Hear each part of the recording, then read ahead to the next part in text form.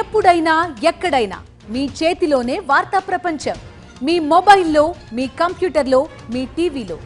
సాక్షి TV digital ప్రసారాల కోసం login అవ్వండి www.youtube.com/sakshi-tv. Subscribe సాక్షి TV YouTube channel. అంటే ఇప్పుడు ఇవాళ దురదృష్టం ఏమైపోయిందంటే మా దేవుడు మీ దేవుడు అని ఒక విభజన వచ్చేసింది. మరి మనసులో దేవుడు కొలువై స్థిరంగా ఉన్నప్పుడు మా దేవుడు మీ దేవుడు అనే ఒక భావన ఎందుకు కలగాలి? రెండోది సబ్కా మాలిక్ ఏక్ హై అంటే అసలు ఈ సృష్టిని మనందరికీ ఇలా సృష్టించిన సృష్టికర్త ఒక్కడే అని చెప్పడమే కానీ అంటే ఏ రూపంలో కొలుచుకోవద్దని ఎక్కడా కాదు. సో బాబావారి మహిమల గురించి చెప్పుకుందాం గురుగారి వాళ్ళ. ఎందుకంటే బాబావారి మహిమలు వింటే అర్థమవుతుంది నిజంగా ఆయన కలరా లాంటి ఒక దారుణమైన వ్యాధిని ఆయన ఏ విధంగా ఆ రోజుల్లో పూర్తిగా క్యూర్ చేశారని, వీటితో పాటు వ్యక్తిగతంగా భక్తులకు కలిగిన అనుభవాలు కూడా మనకేం తెలుసండి? తప్పకుండా మీరు అన్నట్లుగా కలరా మహమ్మారిని పారద్రోలటానికి 1910వ సంవత్సరంలో ఈ సాయి సచ్చరిత్ర రచయిత అన్నాసాహెబ్ దాబోల్కర్ ప్రత్యక్షంగా చూసి ఆయన మొదటి అధ్యాయంలోనే ఈ యొక్క లీలని ఆయన ఉదాహరించడం జరిగింది. అది ఒక మామూలుగా సామాన్యమైనటువంటి లీల. ఏమిటి? బాబా తిరగలిలో గోధుమలు విసిరారు, ఆ గోధుమ పిండి తీసుకెళ్ళి చల్లారు. ఇక్కడ ఈ అంశాన్నే మనం మాట్లాడుకుంటే ఆ మహిళలు వచ్చినటువంటి మహిళలు, బాబా మీరు ఏదో చేస్తున్నారు, మేము సహాయం చేస్తున్నాం వాళ్ళకి ఇచ్చిన తర్వాత వాళ్ళు ఏంటి, బాబాకు పిల్లలు లేరు, ఆయన ఏం వాడుకోడు అని వాడు తీసుకోవాలన్నారు. బాబా ఏమన్నారు అప్పుడు, మీరు ఈ పిండిని లూటీ చేయుచున్నారా? మీ దగ్గర పిండి నేను ఏమైనా తీసుకున్నానా అంటే బాబా చెప్పిన మీనింగ్ ఏంటంటే మీది కాని మీరు ఆశపడద్దు, ఇది మీది కాదు మీరు ఆశపడుతున్నారు, అయినా మీరు తీసుకోవాలనేటువంటి భావన మీకు కలిగింది అంటే అది పాపం. ఇప్పుడు పాపాన్ని ఆయన పరిహారంగా ఏం చేశారు, సేవ చేయమన్నారు. ఏమని? అదే పిండిని తీసుకెళ్ళి ఊరి పెళ్లిమాటలో చల్లారు, కలరా పోయింది. ఇంతే కదా లీల. అయితే ఇక్కడ ఒక గొప్ప అంతరార్థం ఉంది.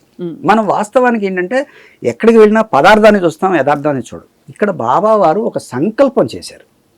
అది కేవలం సామాన్యులకి కనపడుతున్నది ఏమిటి, ఒక పిండిలాగా కనపడుతుంది. కానీ బాబా వారి సంకల్పంతో ఆ కలరా మహమ్మారి వెళ్ళిపోయింది. అంటే ఎక్కడైతే ఒక సాధువు, ఒక సత్పురుషుడు, ఒక ఋషి, ఒక సాధకుడు ఉంటాడో తను ఉండేటువంటి ప్రాంతం అంతా కూడా తన యొక్క సాధన ద్వారా అక్కడ వాళ్ళ సమస్యలు పరిష్కరిస్తాడు.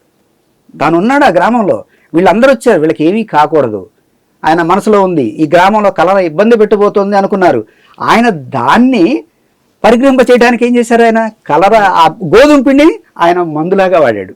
ఆ కలరా మహమ్మారికి ఆహారంగా ఈ యొక్క గోధుమ పిండిని సమర్పించి ఉపశాంతి చేశారు ఆయన.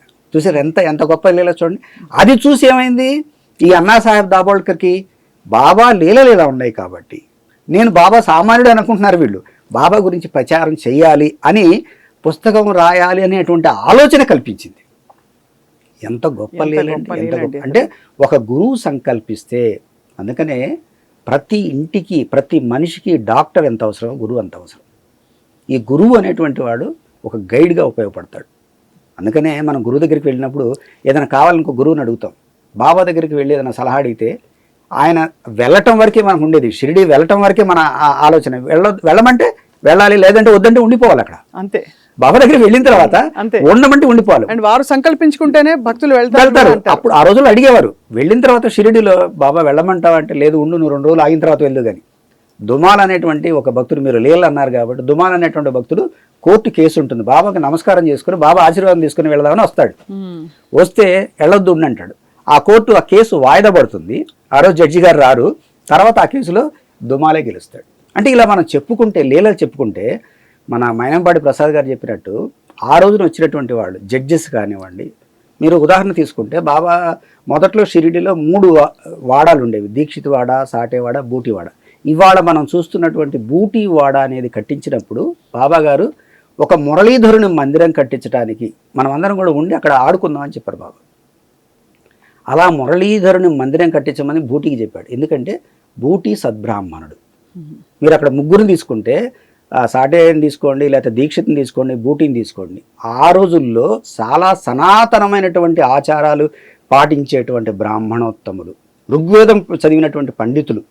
అలాంటి పండితులు కూడా బాబాని పరబ్రహ్మ స్వరూపంగా భావించి బాబాని ఆరాధించారు. బాబా ఎప్పుడు కూడా ఎక్కడ ప్రచారం చేసుకోలేదు, నాకు ప్రచారం చేయండి అనలేదు. బాబా దగ్గరికే వెతుక్కుంటూ అనేక మంది వచ్చారు భక్తులు. అలా బాబా దగ్గరికి వచ్చి వాళ్ళు స్వానుభవంతో మీరు అన్నట్లుగా భక్తులు అనేది ఎప్పుడవుతారు అంటే వాళ్ళకు ఒక అనుభవం కలిగినప్పుడు. అవును, ఎందుకంటే మరి మన అన్నట్టు ఇంట్లో ఒక పద్ధతి ఆచారం అలవాటయ్యి అయిన వారు కొందరైతే, భక్తులైన వాళ్ళు కొంతమంది అయితే, స్వతహాగా వాళ్ళకి స్వానుభవంతో అయిన వాళ్ళు కొంతమంది. ఖచ్చితంగా. ఉదాహరణకి మన ధనంజయ్ గారు, మీరు వివరించాలి మీ అనుభవం ఏమిటి బాబా వారితో. అంటే ఒక ఆలయం కట్టించినంత గొప్ప భక్తి మీది కాబట్టి, మొన్న ఈ వివాదాలకు అతీతంగా కూడా గురు పౌర్ణమికి చాలా మంది బాబా ఆలయానికి వచ్చారు, డబుల్ అయిపోయారు ఈసారి అని చెప్పి వింటున్నాం. అది దానికి కారణం ఏంటండి?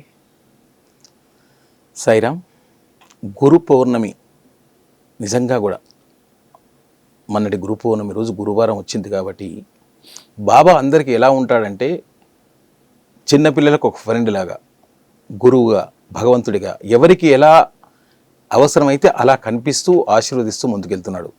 అందులో భాగంగా ఈరోజు గురు పౌర్ణమి అంటే ఏ ఆలయాల్లో కూడా చేయరు.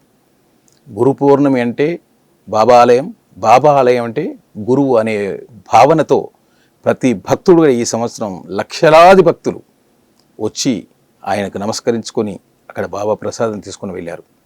ముఖ్యంగా బాబా ఆలయాలు ఇలా ప్రతి ఒక్క భక్తుడిని ఆశీర్వదిస్తున్నందుకు, భక్తులు నమ్ముకున్న భక్తులను ఆశీర్వదిస్తూ ముందుకు తీసుకెళ్తున్నందుకు భక్తులు బాగా ఆలయాలకు వస్తున్నారు.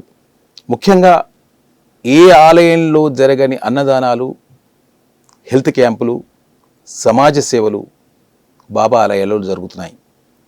ఈ బాబా ఆలయాలకు రద్దీ పెరగడంతో కొంతమందికి దిష్టి అంటే ఈ ఏమంటారు ఓర్వలేని తనంతో ఇలా కొంచెం దుష్ప్రచారం చేస్తూ, ఎందుకంటే ఇది కుల మతాలకు అనేది పక్కకు పెడితే ఏ మతం అనేది లేకుండా అందరూ ఆయన పాదాల దగ్గర నమస్కరించుకునే అంత అవకాశం బాబా ఇస్తున్నాడు. అవును, మెయిన్ అది. కోటాను కోట్ల మంది భక్తుల మనస్సులను ఎవరు కూడా చెడిపేయలేరు. జస్ట్ ఈ దుష్ప్రచారం చేసేది 1% కాదు కదా, 0.001%. కాకపోతే ఈరోజు సోషల్ మీడియాలో ప్రతిదీ కూడా అంటే ఒకటి ఉంటే 100 రెట్లు ప్రచారం అవుతుంది కాబట్టి అలా ప్రచారం అవుతుంది తప్ప బాబాకు సంబంధించిన ఇప్పుడు దుష్ప్రచారం అంతా కూడా ఫేక్. ఈ మధ్యకాలంలోనే మనం హైదరాబాద్లో చక్కగా సుమారు తెలంగాణలో ఉన్న 250 ఆలయ నిర్వాహకులు వచ్చారు. చక్కగా వేదికను చూసి, అలాగే సిడి సంస్థ నుంచి CEO కూడా వచ్చేసేసి వీళ్ళు ఏదైతే వ్యతిరేకంగా మాట్లాడుతున్నారో అన్నిటికీ కూడా సమాధానం చెప్పిపోయారు. అది